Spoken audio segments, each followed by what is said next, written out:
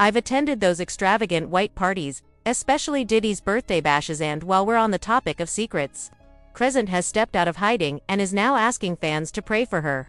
Jason, Lee and Chrisean have shaken up the internet. After sharing jaw-dropping claims about what they witnessed at Diddy's infamous gatherings, both were invited to these wild freak-offs on multiple occasions. Jason alleges that one time, Diddy even threatened his life after he witnessed something he wasn't meant to see. Chrisean's story is different. She wasn't harmed, but rumors suggest she was essentially handed over to Diddy as his freak-off baby by Young Miami and Lemuel Plummer, CEO of Baddies. Allegedly, Chrisean was made to participate in extreme acts, and Diddy even began paying her double what she earned on Baddies. According to Jason, he's tapped into credible insiders feeding him all the dirty details on Diddy and his questionable circle. He claims Diddy is now trying to shift the blame onto his sons, Chrisean and Justin, and that this scandal runs far deeper than anyone realizes. Those familiar with Jason know he keeps receipts on nearly every Hollywood name and isn't afraid to use them. He's been relentless in exposing Diddy and doesn't appear to be slowing down. In fact, Jason was one of the first to break the news of Cassie's lawsuit against Diddy. At first, he hesitated to speak out, citing their friendship and his reluctance to tear down another black man, but once he read the disturbing lawsuit details, his stance changed completely. That moment marked the beginning of Jason's ongoing expose of Diddy. During a recent interview with Cam Newton, Jason unveiled even more unheard details. It turns out, he and Diddy weren't just acquaintances, they had a business relationship. Jason hosted a show on Revolt TV, giving him first-hand exposure to some of the behavior Diddy is now accused of. Despite attending many of Diddy's parties, Jason insists they weren't friends, no hangouts, just texts, work, and parties. He described the A-list attendance at Diddy's events, from Beyoncé to Jay-Z, and noted how Diddy would hire near-military security to stop people from sneaking in or taking photos. He recalled people trying to scale the walls just to see what was going on because behind those walls, all the biggest stars were there. Jason didn't comment on certain rumors like whether Diddy was sexually involved, but hinted at how similar stories have emerged about others in power. He also spoke of how Diddy's alleged intimidation tactics created a fearful environment for his staff. Jason even recounted a tense exchange when he was at Diddy's home to discuss business, which ended with Diddy threatening him. Despite his musical legacy, Diddy's personal history is littered with controversy, from Tupac and Biggie's deaths to the J.Lo incident and Shine going to prison. Stories have long circulated about Diddy being dark or dangerous. Jason recalled being warned he once tried taking a picture in Diddy's home, only for Diddy to confront him directly, saying, "Don't you ever try me, I'm a different type." Jason simply responded, "Do you want to get in the picture, or not?" He said because both of them were drunk, and Jason wasn't about to entertain the back and forth. Still, Diddy jumped in the photo, saying, "I mess with you, man." Jason replied, "If you don't get your crazy Dr. Jekyll Mr. Hyde self out of here." But Jason didn't stop there. Even after airing all the disturbing claims about Diddy, he offered a totally different take on Diddy's sons, Justin and Chrisean. He said he knows them personally and believes they'd never be involved in the actions they're being accused of. "I don't know Chrisean that well," Jason admitted, "but I've known Justin and Quincy for about 15 years. They're good kids. I call them kids even though they're grown, they're genuinely good people." He added that seeing them in handcuffs was painful to watch. "Look, I don't know what's happening on either side, and I'm not here to defend Diddy, let me be clear. If he's guilty, he should go to prison. But just because people say Diddy's evil doesn't mean his kids are out here luring young teens for him. That's not who I know them to be. And if it turns out they did something like that, I'd be shocked." Right after that interview, Jason went on another one with Adam and Whack 100 and shared a story. 3 years ago, one of his straight male friends also in the industry told him he was once at a freak-off with Diddy and Cassie. At the time, Jason didn't believe him, because Diddy's public image was very different then. But looking back, the story his friend told sounded eerily similar to what Cassie later described in her lawsuit. According to Jason, his friend said Diddy wanted him to hook up with Cassie while he sat in the corner of the room and pleasured himself.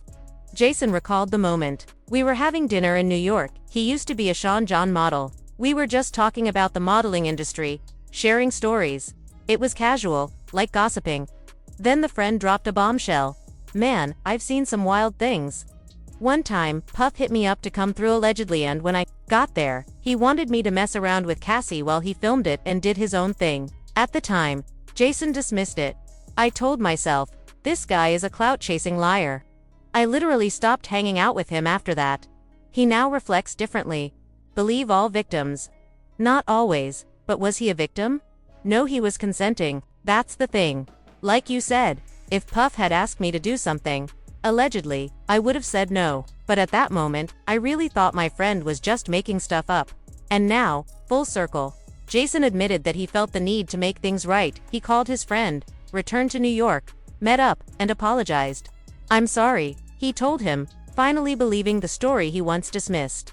Meanwhile, as Jason continued to spill serious tea, Crone suddenly started trending all over social media. People began revisiting her ties with Young Miami and the rumors that she was being handed off to Diddy for his freak-off parties. What sparked the digging was a resurfaced video of Carissa accusing Young Miami of recruiting Crone for Diddy's parties. According to her, Miami started spending a lot of time with Crone, taking her everywhere, and acting unusually close, but the motives didn't click until after Diddy's scandals came to light. Then, the dots connected. It looked like Miami was grooming her to be one of Diddy's freak-off girls. Carissa recalled how Diddy and Chrisean were trying to get Rock to hang out with them too. I think they were trying to recruit her, she said. We'll talk about it in the podcast. We're diving into the gritty side of things because it needs to be addressed.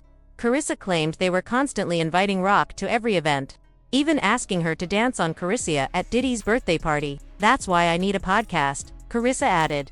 I'm nosy, and I know everyone's business. We're not mocking anyone, we're just exploring the possibilities. She pointed out how their behavior felt like a calculated plan. They said, let's get her away from him, and even joked about putting some weight on her so nobody would suspect anything. Then she quoted Diddy, asking, do you love her? She needs love. That's all she needs. People initially dismissed Carissa's claims as attention-seeking, but after digging, many found receipts that backed her up. A clip surfaced of Crone at one of Diddy's parties, where he repeatedly leaned in to kiss her on the face. She looked visibly uncomfortable and tried to pull away, but he held her tightly. If that wasn't enough, another video from January emerged where Crone described an incident involving Diddy and Lemuel Plummer, the executive producer of Baddies. She explained that Diddy had invited both her and Lemuel to a private event, where something alarming happened. Chrisean recalled a deeply bizarre and unsettling encounter that unfolded in a secluded guest house tucked behind Diddy's main mansion, an encounter that would leave a lasting impression on her. This wasn't just any ordinary guest house. This separate structure, positioned strategically behind the main residence, has long been rumored to serve as the setting for Diddy's most secretive and controversial gatherings, commonly referred to in whispers as freak-off parties. According to multiple sources and industry gossip, this is the place where the rules of the outside world no longer apply, and where privacy is enforced with military-like precision. From the moment Chrisean and Lemuel Plummer, the CEO of the Baddies franchisor, arrived at the property, it was clear that this was not going to be a casual meet. As they approached the entrance of the guest house, they were met by staff who immediately laid down strict ground rules. One of the most alarming was the complete ban on mobile phones.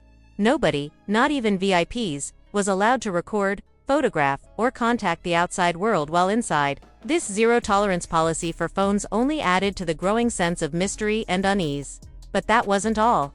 Lemuel, a high-profile executive in his own right, was not even allowed to bring in his personal security detail, move that instantly set off red flags.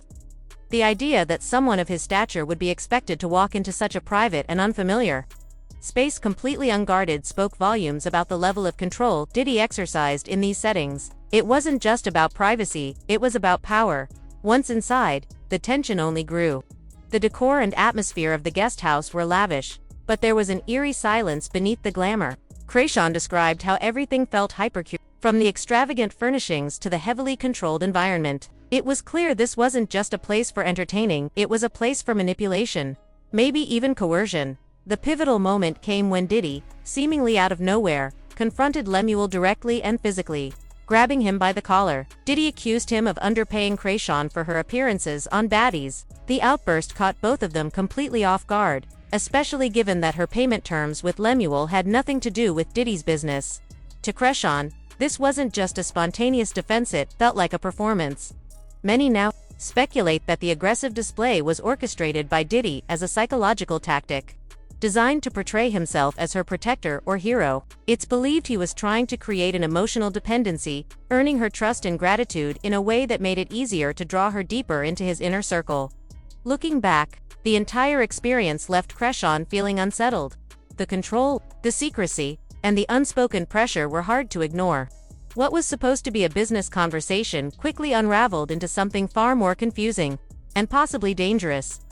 Once inside, things escalated quickly. Chrisean described how Diddy immediately confronted Lemuel, grabbing him by the collar and aggressively demanding why she was underpaid for her role on Baddies. At first glance, this made little sense. Why would Diddy care about her paycheck from a completely unrelated production? But considering the whispers that Diddy was trying to pull Chrisean into his inner circle of freak-offs, many believe it was all an act, a display meant to make her feel protected and valued under Diddy's control. Chrisean revealed that after that incident, her relationship with Lemuel started to shift. They began having tension, but strangely enough, her pay dramatically improved. She recalled setting her rate at $200,000, with Lemuel initially offering only $100,000.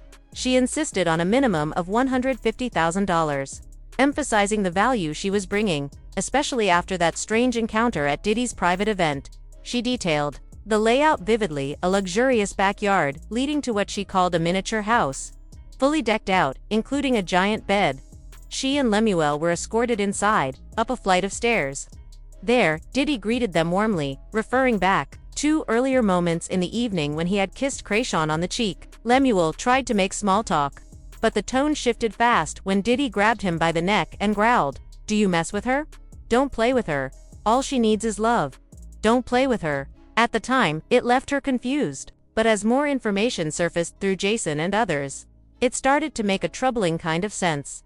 While Jason has been outspoken and relentless in revealing what he knows about Diddy, Chrisean has mostly remained quiet, choosing not to speak publicly about these allegations, even as she keeps sharing updates about her on and off relationship with Blueface. As always, the internet had plenty to say. One commenter speculated Lemuel was shortchanging her pay, and Diddy knew how Lemmy gets down, so he stepped in to warn him. Diddy wanted Chrisean to see him as her savior. Another wasn't buying any of it, saying, "Jason Lee is full of it." Diddy's two sons were charged separately, one for redacted and another for something else. Like father, like sons, their dad is evil. Now, here's where you come in. What's your take on all of this? Do you believe Jason and Chrisean really know the full scope of Diddy's alleged behavior? And is Jason still holding back even more explosive information? Drop your thoughts in the comments below. We're definitely watching. And if you thought this was messy, just wait, click here to dive into another jaw-dropping story. Music fades in.